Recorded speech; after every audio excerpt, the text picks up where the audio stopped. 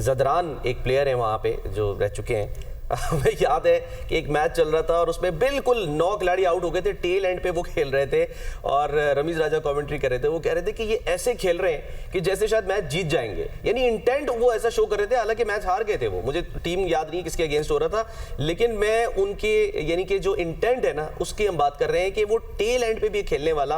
वो कहता है कि नहीं जी, बेशक 60 रन चाहिए ना 3 ओवर में, 2 ओवर्स में, वो कहता है नहीं जी मैंने कोशिश जरूर करनी है, और कोशिश करते हैं वो। नहीं, वो बात सही है आपकी।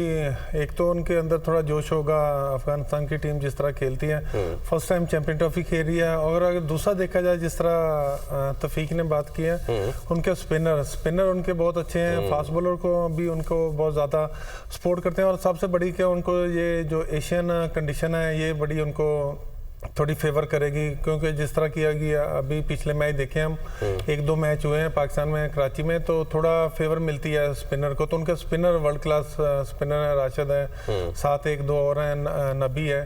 तो ये चीज़ें काफ़ी बेहतर हैं। और जो आपने बात की है दूसरे उनकी एग्रेसिव की, वो तो शुरू से ही आप देखें तो जो टीम है अफगानिस्तान की वो बहुत फाइटिंग टीम है, चाहे वो शुरू में खेल रहे हो या मैच उनके हाथ से, टीम हम कह सकते हैं कि जंगजू है वो। जी सही बात है। तो अगर उनके हाथ से मैच निकल भी गया, लेकिन वो अपनी पूरी स्ट्रेंथ के साथ और अपनी पूरी फाइट करते हैं। नज़र आता है कि टीम खेल रही है। तो अभी देखें कि थोड़ा एडवांस जाएगा साउथ अफ्रीका को, क्योंकि उनकी बैटिंग बहुत अच्छी है। सही। तो अगर कंडीशन के हिसाब से देखा जाए तो थोड़ी है फेवर मिलेगी साउथ अफ्रीका को, लेकिन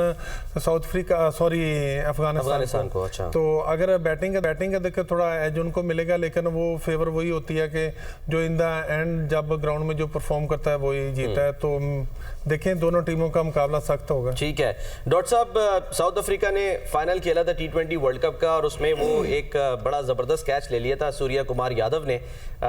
मिलर जो है वो आउट हो गए थे, तो बल्कि वो उसकी कंट्रोवर्सी भी बहुत हुई थी कि जी वो जो स्टार्टिंग थी वो पीछे हो गई थी और कैच उन्होंने उस जगह पे लिया जहां पर स्टार्टिंग को होना चाहिए था। बहरहाल नतीजा क्या निकला कि वर्ल्ड कप जो है वो T20 का जीत गया था भारत। वो सारी चीज़ें जो है वो पीछे चली जाती हैं। आज जाहिर सी बात है कि जहन में तो बहुत कुछ चल रहा होता है दोनों टीमों के।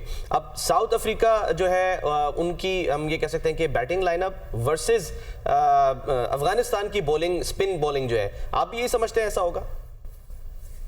देखिए, जो कंपटीशन कहां पर है देखना ये होगा दोनों टीमों का कि कौन सा जो डिपार्टमेंट है किस दूसरे डिपार्टमेंट को टफ टाइम देने जा रहा है। अगर अफगानिस्तान का बॉलिंग अटैक बहुत आला है, मेरा ख्याल है कि वन ऑफ द बेस्ट है, इवन पूरी टीम भी अगर देखें तो सबसे बैलेंस टीम जो है वो साउथ अफ्रीका की है। तो साउथ अफ्रीका की जो पेस बैटरी है वो टफ टाइम देगी ओपन बैट्समैन को अफगानिस्तान के, क्योंकि अफगानिस्तान की बैटिंग का सारा दारोमदार जो है वो टॉप 2 और 3 पर आता है। अगर वहां से वो स्लिप होते हैं तो नीचे के जो बैट्समैन है वो उनमें वो दमखम नहीं, इवन के कैप्टन भी वो भी बहुत प्रूवन नहीं है जितने के गुरबाज हैं।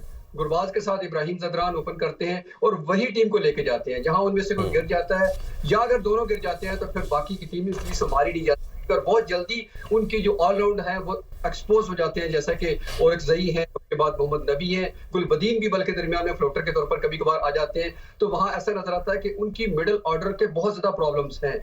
और जहां है कि स्पिन डिपार्टमेंट साउथ अफ्रीका का या किसी हद तक कंपैरेटिवली आप कह सकते हैं कि थोड़ा वीक है। सिर्फ कैशव महाराज ही मुझे नजर आ रहे हैं, बाकी चारों पेसर्स खेलेंगे। लेकिन उसके रिवर्स जो इम्तिहान होगा वो होगा अफगानिस्तान की स्पिन अटैक का और साथ साउथ अफ्रीका के मिडिल ऑर्डर्स का।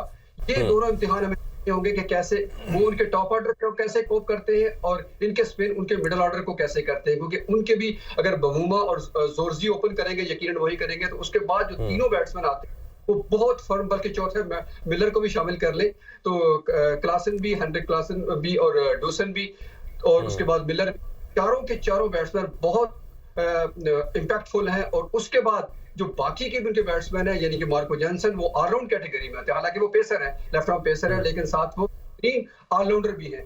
तो उनकी बैटिंग ऑलमोस्ट केशव महाराज तक जाती है। सिर्फ Kagiso Rabada is the only one who can not bat, गो कि उन्होंने हमारे खिलाफ तो टेस्ट भी जितवा, लेकिन केशव महाराज की डोमेस्टिक में भी सेंचुरी है। इससे आप अंदाजा सर क्विकली आपने बड़ा अच्छा एक तज्जिया जो है वो तो दे दिया। मैं जरा क्विकली आपसे ही बल्कि स्टार्ट कर लेता हूं कि आज प्रेडिक्शन अगर हम करने जाएं, आप क्या समझते हैं कि कौन सी टीम जो है वो आज जीतेगी, अफगानिस्तान या साउथ अफ्रीका? इतना बहुत ही नटशेल में कहना थोड़ा मुश्किल जरूर होता है, लेकिन मुझे नहीं लगता कि साउथ अफ्रीका के खिलाफ अफगानिस्तान किसी भी डिपार्टमेंट में बहुत खुल के सामने आएगी, सिवाय थोड़ा बहुत जो स्पिन में उनको तंग कर सकते हैं। हाँ, अगर कुछ है मैच बनेगा तो सिर्फ अगर अफगानिस्तान के जीतने का वाहिद अगर अंदेशा है तो वो ये है कि वो पहले बैटिंग करे। अगर बाद में बैटिंग आ गई अफगानिस्तान की तो बहुत जल्दी वो मेरा ख्याल है कोलैप्स कर जाएंगे। अच्छा, बताया नहीं आपने कौन आपके ख्याल में जीत सकता है? नहीं, ये south Africa, that's what I am saying. अच्छा, बल्कि ठीक है। मैच कोई नहीं है, मैं ये कहना चाह रहा हूँ कि अफगानिस्तान का अगर कोई वाहिद चांस है थोड़ा बहुत जीतने का तो वो ये है कि वो पहले बैटिंग करे, तो थोड़ा बहुत चांस है कि वो। ठीक है, बॉलिंग ज़ाहिर है उसकी पावरफुल है। तौफीक, आप क्विकली। सलमान, मैं भी मतलब फेवरेट तो ऑब्वियसली साउथ अफ्रीका ही है और मैं साउथ अफ्रीका के साथ ही जाऊंगा, लेकिन अफगानिस्तान जो है वो